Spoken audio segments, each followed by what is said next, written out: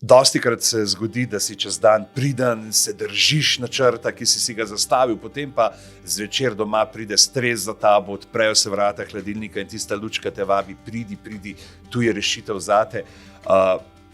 Kako se lahko izognemo potem temu večernemu prenažiranju?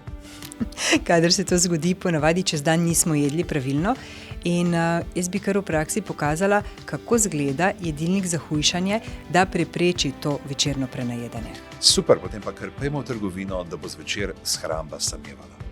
Fino je, če pri razmišljanju o obrokih vedno začnemo z barvo, zato bomo danes za zajtrk začeli z rdečo barvo.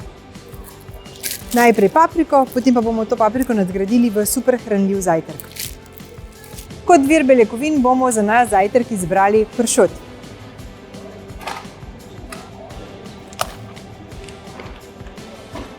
Pri pršutu pazimo, da vsebuje samo svinjsko stegno in pa sol. Kot vir ogljikovih hidratov pa bomo za naš zajtrk izbrali zraven še en zdrav kruhek.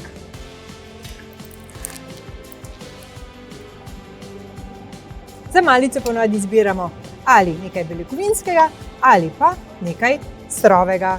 Beljakovine ponavadi izberemo takrat, kadar tisti dan ne bomo jedli mesa ali ribic, sadje pa, pravzaprav je sadje vedno dobra izbira za malico. Ko razmišljamo o kosilu, spet razmišljamo o barvah.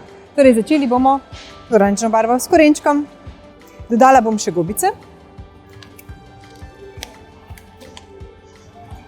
In pa šparglje. Pri pripravi hrane probamo vedno izbrati lokalno in pa sezonsko. Kot vir ogljikovih hidratov, ki so bistveni pri hujšanju, zato ker nam dajo občutek sitosti, bom izbrala lečine testenine.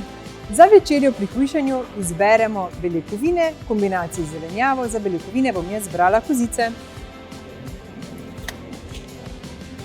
Za prilogo s kozicami sem si zamislila špinačo v kombinaciji s peteršiljem in pa cvetačo, ki je težka.